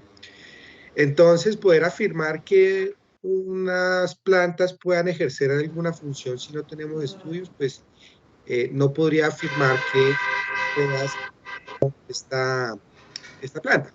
Entonces, algunas plantas pueden dar síntomas diarreicos y decir, me purgó esa planta, pero es más por una reacción inflamatoria de la mucosa intestinal, más que realmente esté haciendo como una purga efectiva. Entonces, como no hay evidencia, como no tengo a la mano para decirle, oiga, eso sí sirve o no, pues yo no aconsejo tomar esas plantas medicinales porque pues no sabría si eso sirve o no. Entonces, y además, si estamos ante un escenario en que necesito un antibiótico por alguna infección o porque me quiero deshacer de algún microorganismo indeseado, yo sí preferiría tomar antibióticos farmacológicos y no de pronto una que pueda ser planta. Perfecto, doctor, muchas gracias. Doctor Parga, cuéntenos su opinión. Totalmente de acuerdo con la apreciación del doctor Cárdenas. Todo y la medicina laboral, la medicina interna, todo tiene que estar basado en la evidencia. Claro, sin desconocer las propiedades de las plantas, los conocimientos ancestrales y demás, que son en últimas terapias complementarias. ¿Sí? Eso lo podemos usar siempre y cuando tengamos ya un medicamento de base con una evidencia científica. Hemos encontrado, yo creo que todos nosotros quienes nos dedicamos a la medicina, acciones adversas incluso, reacciones adversas incluso a plantas, por ejemplo el boldo, ¿cierto? Que tiene una reacción hepática. La moringa, a mí me llegó un paciente con falla hepática por moringa porque las personas piensan que porque es natural, ¿sí? Porque es una planta, no hace daño y no, o sea, falla hepática y se fue trasplante hepático ese paciente, eso me tocó ahí en la cardio infantil, entonces puede ser complementario, pero sepa que también pueden ser dañinas, ¿no? Sí, hay que ser muy cuidadosos. Por ejemplo, la cicuta es una planta y es un veneno, entonces tenemos que ser muy críticos, muy cuidadosos. Nosotros con la formación médica que tenemos que dar lo que tenga una evidencia científica que lo respalde, como les digo, sin desconocer lo que también se hace desde la medicina alternativa complementaria. Muchas gracias, doctor. Doctor Hernández. Pues de cara a eso y en áreas de un concilio, mi opinión personal en la práctica es utilícelo, como le dice el doctor Parga, como un coadyuvante, pero no lo desconozca de cara a la consulta. Pues hay personas que tienen creencias muy arraigadas hacia la parte natural, hacia la fitoterapia, y si yo tengo más o menos conocimiento del tema sin ir a caer en la iatrogenia, yo puedo decir, por ejemplo, el uso de la caléndula como bacteriostático, que tiene cierto nivel de toxicidad si es ingerida en grandes cantidades. Entonces uno le dice, bueno, usted se toma su manejo antibiótico, hace todo el procedimiento que le estamos formulando acá para manejar su eso, y si usted cree y funciona la caléndula, podemos hacer más bien en gárgaras. Entonces no se la tome, haga unos bochecitos con caléndula, le va a ayudar a que las bacterias no crezcan más de la cuenta y con eso usted nos ayuda al manejo. Entonces pienso que uno no debería marcar un freno de lleno a las terapias alternativas y a la fitoterapia, porque eso también genera un choque de cara al paciente. Entonces uno pudiera llegar a ese punto de concilio de no desconozco su realidad y sus creencias sobre este tipo de medicina, más bien ayúdenme a complementar lo que yo le estoy proponiendo de cara a la mía, funcionaría mucho más. Excelente, doctor. Muchísimas gracias. Pues muy interesante su opinión referente a este tema que yo pienso que ha sido controversial a lo largo de mucho tiempo y lo seguirá siendo, ¿no? Muchísimas gracias por sus respuestas. Continuamos con la próxima pregunta. Bueno, tenemos en pantalla la pregunta que nos hacen por el chat, donde dice, la resolución de 378/2012 de la Secretaría de Salud, en el artículo 4, indica que quienes realicen el proceso de formación de manipuladores de alimentos deben contar con resolución de autorización expedida por este ente. ¿Este requerimiento normativo se mantiene vigente y, de serlo, a quién podría solicitarlo en Medilaboral? Sí, la 378/2012 sigue vigente, derogó en su momento a las 765/2010, si no estoy mal, pero sí, está vigente y con nosotros pues ya directamente con el área comercial para que identifiquemos quién hace el envío del documento. Incluso, de todas maneras, ahí es válido leerla con detalle porque ella hace una discriminación acerca de a quién vamos a estar capacitando. Y la norma en eso sí es muy clara y ella nos dice para qué tipo de manipulador de alimentos se van a requerir. En ejemplo de ello nos habla sobre la leche cruda sin procesar, nos habla sobre las carnes magras en producción para distribución, pero eso no nos abarca el 100% de los manipuladores de alimentos. Entonces, digamos que deja a unas personas que deben ser capacitadas, pero que no necesariamente tienen que tener un certificado por el ente distrital. Y en ese caso, por ejemplo, nos cae las personas, las señoras del aseo que hacen manipulaciones tempranas por llevar un tinto de un punto al otro, en donde no tienen contacto directo con la materia prima y no está haciendo una producción del mismo. Entonces, ahí hacia ese detalle y sobre la persona que nos apoya con la pregunta, es muy importante discriminar para quién lo necesitas, para qué tipo de manipulador lo necesitas, porque la norma separa eso en dos grupos grandes. Perfecto, doctor Hernández, muchas gracias. No sé si el doctor Rosso tiene algo que agregar puntualmente con este comentario. Lo que estoy de acuerdo con lo que dice el doctor Camilo, es sí, hay dos grupos allí, pero pues no se puede discriminar y los que dan la capacitación sí deben tener como una certificación de que tienen la capacidad de dar la educación sobre este tema. Perfecto, yo quisiera agregar referente a este punto, nosotros por ejemplo los administrativos, y lo he visto mucho en el sector, cada vez es más frecuente y justo lo menciono por lo que comentaba la chef cuando iniciamos este conversatorio. Hablando un poco del curso de manipulación de alimentos, yo veo que es cada vez más frecuente ver cursos gratis en YouTube. Sí. Y hay empresas que certifican esto para o sea, tienes tu certificado de manipulador de alimentos, ¿no? Y cada vez se ve más común en el sector.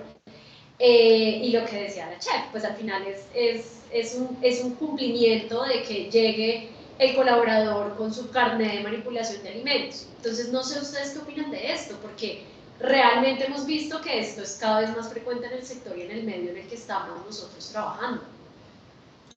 En nuestro medio, desafortunadamente, necesitamos de tener siempre control sobre las personas. Entonces, en ese orden de ideas no podríamos confiar en el autodidacta, más teniendo todos los riesgos de los cuales hemos hablado a lo largo de este webinar. Soy partidaria de que se debe tener una capacitación garantizando la educación sobre el tema para, según nuestras normativas, generar una certificación o carnet que diga sí, recibiste esta capacitación, como dice la chef, que debería ser de verdad las 48 horas que son, si se va a hacer de una forma virtual, garantizar después que existió la conexión, hacer las pruebas requeridas en cuanto a examen, lo que es pretest, post-test, sí se debe realizar.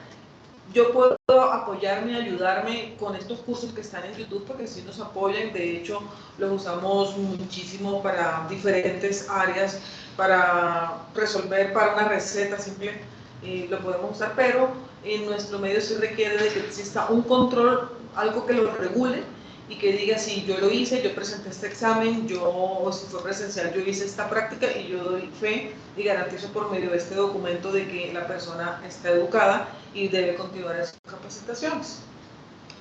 Yo aquí creo que, bueno, y en aras de ir un poco más allá de lo que existe ahorita dentro de la normativa y las prácticas que se realizan, nosotros tenemos como país también evolucionar hacia la gestión del riesgo, ¿sí?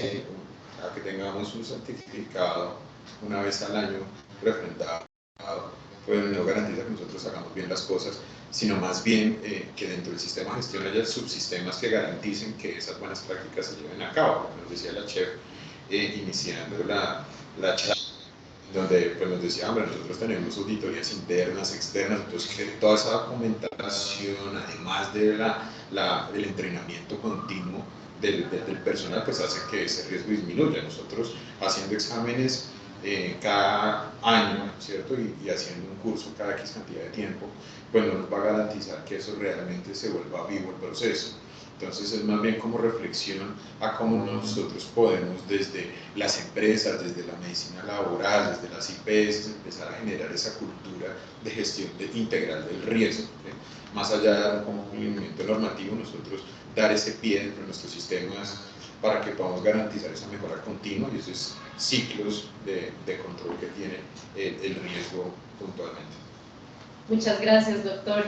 Chef, la escuchamos referente a este tema.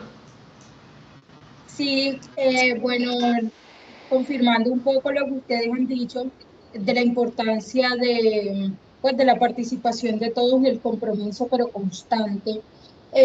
Yo consideraría también que dentro del certificado de manipulación de alimentos, esto es un ideal mío, pero me parece que es una propuesta que si bien las autoridades no la tienen en cuenta, sí al ingreso en las empresas al manipulador de alimentos se le debe mirar otro tipo de, bueno, aparte de los exámenes que deberían ir incluidos en la certificación, porque que usted le hayan hecho exámenes para ingresar a la empresa y usted estaba apto, no significa que al año que renueva su certificado de manipulación, usted desde sus exámenes sigue estando apto.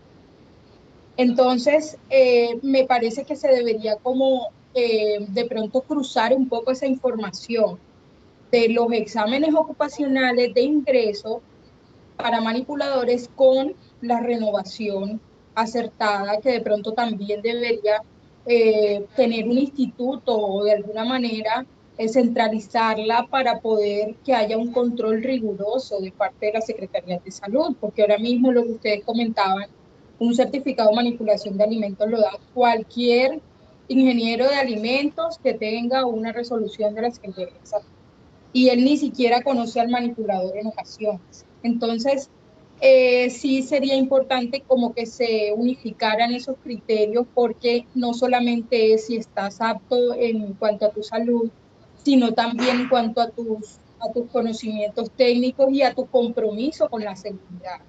Eso además porque sé que estamos hablando de salud y de seguridad. Y la seguridad parte también de que el operario se sienta activo y parte fundamental de ese proceso y no que a mí me exigen esto para cumplir, pero yo no entiendo el sentido de esta norma, de esta regla, de este punto aquí en mi empresa y yo simplemente me lavo los zapatos porque mi supervisor viene, pero nadie me ha explicado a mí como operario raso, como una persona en términos sencillos, que yo vea de manera vivencial todo ese conocimiento.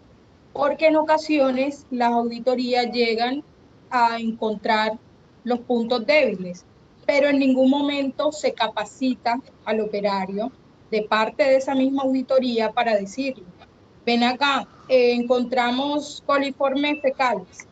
Bueno, vamos a capacitarlos a ustedes para que esto no sea un hallazgo frecuente, para que tú entiendas qué hiciste mal, pero no desde el juicio, sino desde vamos a construir el proceso entre todos. O qué parte te está faltando, qué herramienta te está faltando, qué en qué parte del proceso podemos ajustar las cosas para que tú seas parte importante. Para cerrar un poquito este tema, me gustaría contarles que hay programas que podemos diseñar nosotros como líderes y también un poco más hacia las personas que nos están escuchando. Programas sencillos que nosotros como líderes podemos ejecutar con nuestros colaboradores, también para que ellos se sientan parte y tomen parte del proceso, en el sentido de que un colaborador también puede pausar un momento su actividad, cuestionarse y decir, bueno, no hay el desinfectante para el tomate, voy a parar, busco a mi supervisor y pido el desinfectante. Pero no es que después, cuando el tomate salga infectado, es que voy a decir, ah, no, pero es que no había desinfectante en el punto. Entonces también como que todos nos encontremos en esa necesidad de que las cosas salgan bien, que el operario también entienda que, bueno, yo soy parte de este proceso, yo soy un filtro importante y yo en cualquier momento puedo levantar la mano y decir, aquí hay una situación o una oportunidad que podemos aprovechar para mejorar.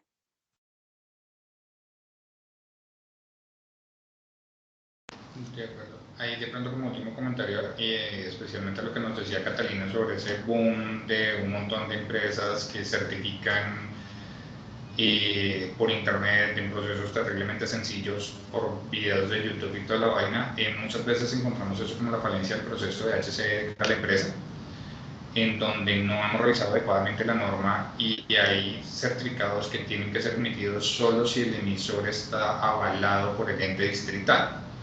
Y teniendo en cuenta que tiene que ser el ente distrital donde está el trabajador, si es un video de YouTube que ellos están sacando y el emisor está en Bogotá, pues muy probablemente no es el mismo ente regional que debería tenerlo avalado para el trabajador que está en la costa. Entonces, esa falta de conocimiento sobre la denuncia hace que muchas veces las empresas se llenen de certificados que probablemente no les van a servir de cara a una auditoría. Entonces, sí es importante nosotros también, en los que tenemos contacto con las empresas clientes o con las empresas en general, poderlos orientar adecuadamente para que no vayan a cometer faltas y más bien busquen una persona o una empresa que les pueda dar la capacitación como tal, certificada de acuerdo a sus necesidades. Sí, que sea calidad, ¿no? Porque es que, como les digo, en el medio hay un montón de prácticas que son, en últimas, malas prácticas, hay que decirlo así, ¿cierto? Entonces, buscar sitios que garanticen calidad, o sea, más que el cumplimiento normativo, yo insisto, o sea, las cosas hay que hacerlas vivas y no quedarnos solamente con el cumplimiento normativo. El cumplimiento normativo está para marcar un estándar, ¿sí? Pero las empresas tienen que, por los empleados mismos, superar estos estándares y dar esas herramientas de calidad. ¿Qué es lo que nos decía la chef muchas veces, no? Para muchas empresas al final eso se convierte es más como la mentira para cumplir la norma, sí, pero eso luego trae muchos más problemas. O sea, si uno pudiera vender la mentalidad de haga las cosas bien y demostrar que eso le va a generar rentabilidad, pues de pronto estaríamos con menos problemas de resistencia antibiótica al final. Es que la ganancia de todo esto es que la prevención te ahorra, si hablamos de costos a un futuro.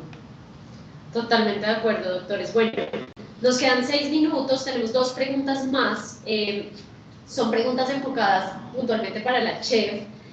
No sé, Paola, si nos puedes ayudar. Perfecto. Son 2 preguntas, chef, puntualmente, que nos hacen de manera interna y la cual yo creo que podemos unir. Pregunta puntualmente si se cree que se cumple en la industria los estándares de diseño de espacios donde se manipulan alimentos. Y adicionalmente a esto, ¿qué papel juega el mantenimiento de estos espacios en la seguridad de los alimentos? Que hablamos un poco de eso también, chef, cuando hablaba de que muchas veces no, o sea, aquí se está cortando el tomate, aquí se está manipulando los mariscos. Entonces, nos gustaría escucharle referente a esta pregunta. Listo, claro que sí.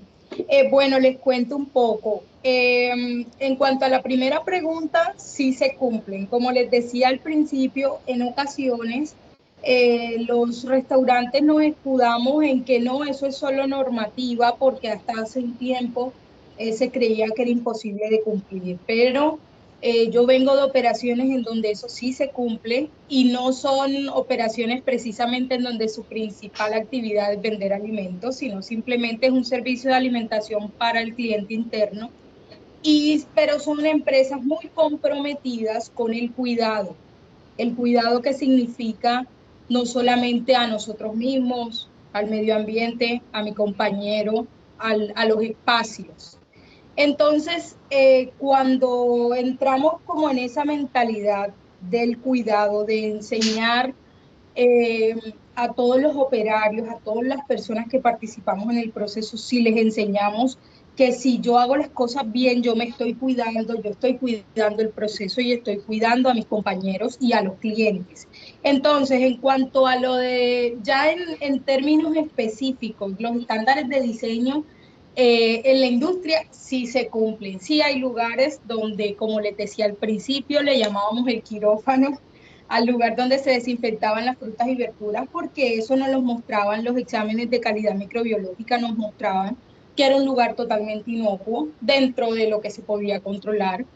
Pero eso incluye muchas cosas, un gran compromiso de diseño, de suministro de agua, de baterías sanitarias, todo el tema de alcantarillados, porque no puede haber ningún tipo de contaminación de aguas, debe haber un suministro de agua tratada, porque ese es uno de los errores, grandes errores que se cometen en la industria, y es que se cocina con el agua normal, el del acueducto normal, y allí pues eso es un punto crítico de control en donde no estamos garantizando aguas potables, totalmente potables. Entonces todo eso tiene que estar contemplado dentro de los espacios y el diseño de estos mismos para que sean funcionales.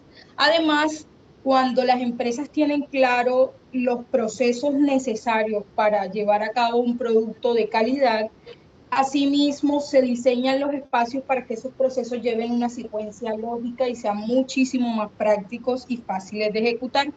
Entonces, también les decía al principio, cuando en la cocina hay planeación, hay una estrategia, hay un propósito claro sobre cada uno de los procesos o esos microprocesos que se diseñan, es mucho más fácil saber dónde están esos puntos que debemos controlar, que es un término muy usado también, PSC, puntos críticos de control. Esos puntos nos van a permitir también saber si cada uno de los espacios que estamos usando para una actividad u otra son los adecuados. Entonces, sí, la respuesta es sí. Hay muchas empresas comprometidas, es cuestión de entrenar al personal, tener instalaciones en óptimas condiciones, respetar los procesos, cumplirlos, controlar, controlar, controlar todo. Los puntos críticos de control se controlan con herramientas fáciles, pero que sean prácticas y que nos permitan cada día saber qué pasó durante la operación sin tener que luego devolver el tiempo y comenzar a hacer como por retazos. No, nosotros podemos hoy revisar a cabalidad todo lo que sucedió ayer, qué realizó cada operario en su área, pero para eso es necesario brindarle herramientas, capacitarlo y compromiso, mucho compromiso de los operadores. Perfecto, chef. Pues muchísimas gracias. Ya con esta pregunta cerramos nuestro webinar del día de hoy. Agradecerle primero a nuestros panelistas, a nuestros 6 panelistas, por haber aceptado la invitación, al doctor Cárdenas y al doctor Rosso, que son externos a la organización. Muchísimas gracias por haber aceptado, por haber dado 2 horas de su tiempo tan amena.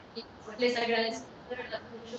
Y a todos nuestros participantes, que llegamos a más del 90% de nuestro webinar, agradecerles también por su tiempo y por su espacio. Esperamos desde Medilaboral que estos espacios se vuelvan cada vez más constantes, que podamos repetir webinars, que podamos hablar de temas de interés, tanto médicos como para las compañías y para los trabajadores. Así que les agradezco muchísimo a todos. 5:00 terminamos este webinar y espero que tengan una excelente tarde. Muchísimas gracias. Catalina y Media, Gracias a muchas todos. gracias. Gracias. Muchísimas Un gracias. abrazo, hasta luego. Que estén bien.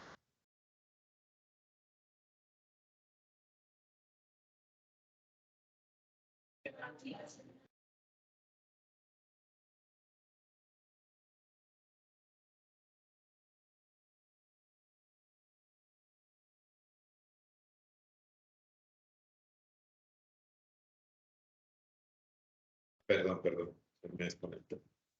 Listo, Doc, tenemos, nos falta doctor. Ay, se desconectaron. ¿Sí? Se desconectaron nuestros panelistas invitados. No me alcanzaron a escuchar. Bueno, Pau, pues creo que tenemos suficiente ya contenido, ¿cierto? Ya podemos cerrar. Sí, Cata, yo creo que ya con la grabación podemos rescatar algunas tomas.